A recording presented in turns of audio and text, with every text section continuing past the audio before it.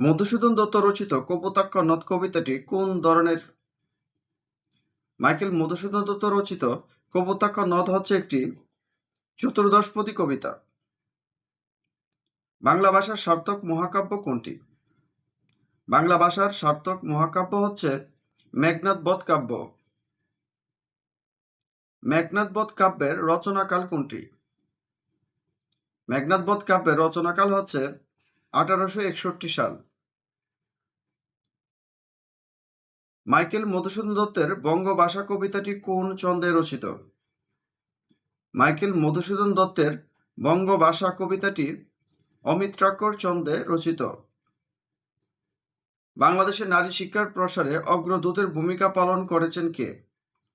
বাংলাদেশে নারী শিক্ষা প্রসারে অগ্রদূতের ভূমিকা পালন করেছেন বেগম রোকেয়া। বাংলা ভাষায় প্রথম আধুনিক সনেট রচনা করেছেন কে?